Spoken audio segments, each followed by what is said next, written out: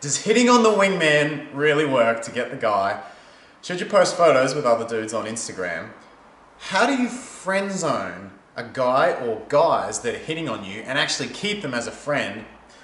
And what do you do when the man who supported you through the loss of your father is now pulling away?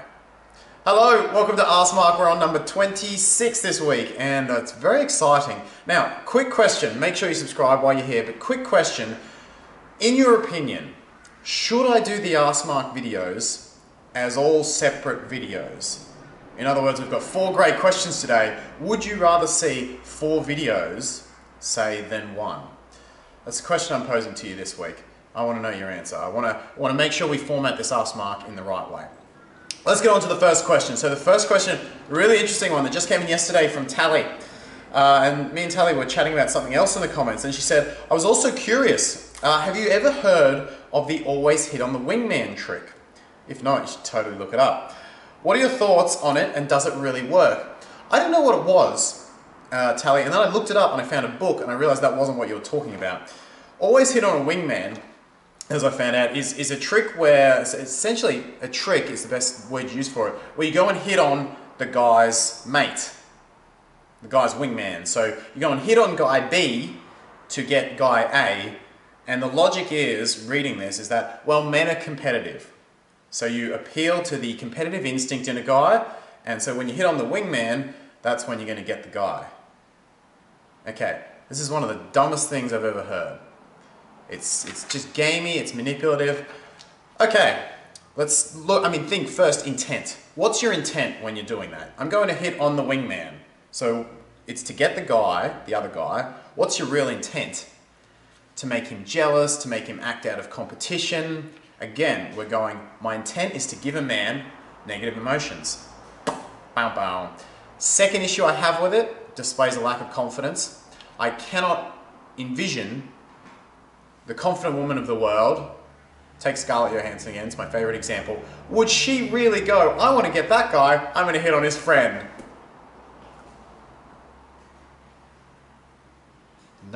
No, she wouldn't. And the third thing I don't like about this is that if the guy is a decent bloke and he's actually coming from abundance, it's never going to work. You're relying on a scarcity sort of male ego to get this to work. If someone was hitting on my friend, I'm like, all right, she's out. She's off limits now. She likes him. I would totally withdraw from her. Not because I'm not necessarily a competitive guy, but because I like my friend. And I don't feel a need to compete with my friend. So I don't like it at all, Tally. You're coming from the wrong place, or this trick rather, I know you haven't done it. This trick to me is coming from the wrong place. It's gamey, it's aiming to give men negative emotions. It displays a lack of confidence, and I think it's not gonna get a quality guy. It might get sort of a weak ego competitive guy, but yeah, I really don't like it. If you're going, I will add this, if you're being social and you're just chatting to him, as in the mate, awesome. Be a social person, but don't do it to make him jealous. You could even, if you're feeling not as confident, and it's not always easy to approach or get the one you want to approach you, if you're feeling not as confident, you could absolutely go talk to him, but don't be blatantly hitting on him. There's a big difference there. You could even say, hey, is your friend single? He's really cute. You go over there because you're a bit shy going over to the guy A directly. Awesome. Intent is good. You're not trying to make the other guy jealous. But yeah, I don't like the trick, the way it is phrased. Second question. Second question is from Angelica, and this was from Make Him Commit, the recent video on Making Him Commit, balancing the boyfriend benefits. One of my favorite videos so far, showed you how to balance the boyfriend benefits. And one of those was security and loyalty, number 3. And that is the guy doesn't get your exclusivity until he gives you his. Angelica says, hi Mark, and anyone else reading? The third point, which was security, loyalty, what do you say about posting photos with other guys? By the way, I'm loving all your videos. Thank you, Angelica. I had this conversation, actually this exact conversation with a client yesterday because she asked virtually the same question. And the answer is, let's go back to intent. Let's go back to intent. We talked about this with the nude photos. We talked about this with sex on the first date. What is your intent? The exact same thing, the exact same action can be right or wrong depending on your intent. What's your intent with doing this? If your intent is to make him jealous, if your intent is to get a reaction, elicit a reaction, a negative reaction, then it's the wrong reason to post it, and you don't post it. Whereas if you're just the type of person who posts photos with guys, because that's what you do, you go out, your social media is the newsletter for your life, and you update it regularly, whether it's with guys or girls, then that's awesome. Put the photo on, of course. You're not changing your behavior to elicit a specific response. Look, overall, I'd say if you're asking the question, Angelica, if you're asking this question, then I get the vibe that it's not something you do naturally. Someone who just posts photos with guys, girls, everyone all the time on their social media is probably not going to say, oh, should I post this photo with guys on social media during this period of the relationship, the dating. So my instinctual answer would be, Angelica, in this case, the intent is probably not the best. Here's a question to clarify it. Quick question you can ask yourself, and this applies to all of you as well. If I post this photo and he had a magic band on his account, he had a magic band where he could not see that photo. Just for some reason, his was the one Instagram account or even Facebook, whatever, that photo never showed up on. If that was the case and he never saw it, would I still post the photo? If your answer is yes, I'd still post the photo, then your intent is probably great. Go ahead, post the photo. If your answer is no, then your intent probably isn't coming from the best place, and I would not post the photo. Okay, and next question is it's a double question from Misty and IR about the friend zone. And Misty and IR, well, Misty to begin with starts, hey Mark, can you make a video about how to be friends with someone you fancy? Or how to tell someone you just want to be friends so you can actually be friends after saying that? And this is a complaint that I hear a lot. How to friend zone someone. I get so many guys texting me and don't know what to do because they are nice but I don't want a relationship with them. And Aya, on a video where it's how to be more attractive, I think it was the 8 non-physical turn-ons for a guy. Really cool video, I really like that one. When I unconsciously do some of this stuff, my guy friends misunderstand me and try to get closer to me, and I find it a bit disturbing to constantly have to put them in the friend zone. I really don't know what to do. How do I not lose their friendship, not put them in this uncomfortable situation? Okay, Misty, Aya, you out there, this is going to be something you have to deal with a lot.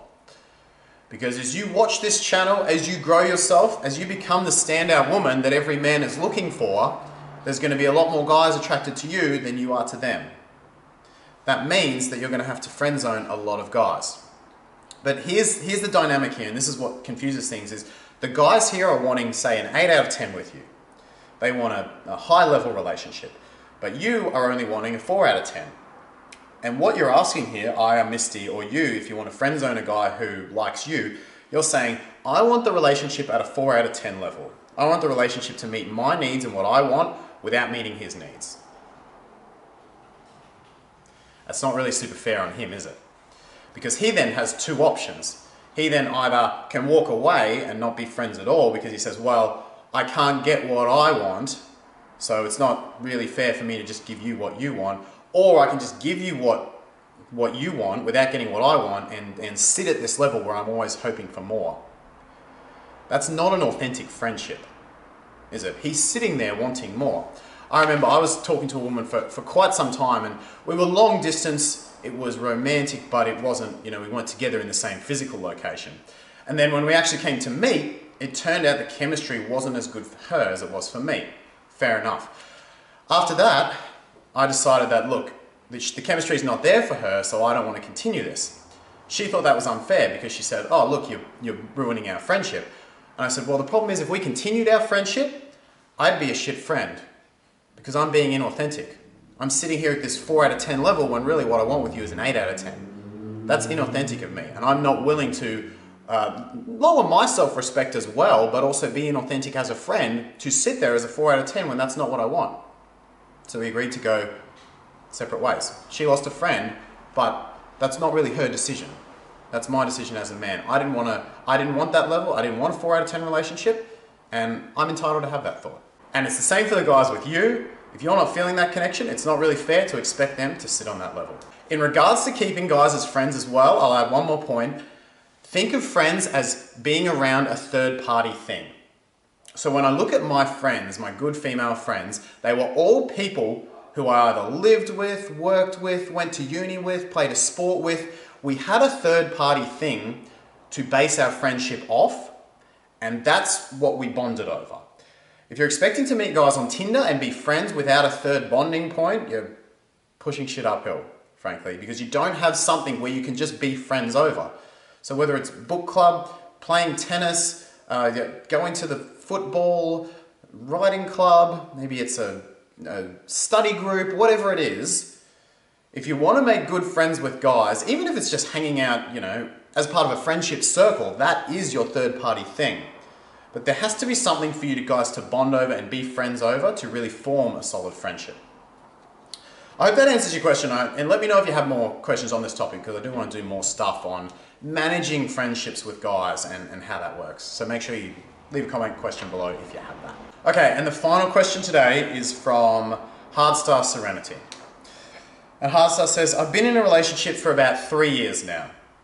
Ever since my dad passed on, I've requested my boyfriend come and spend time with me at my mum's for every weekend since 2015. Just yesterday, he told me that he wanted to break up.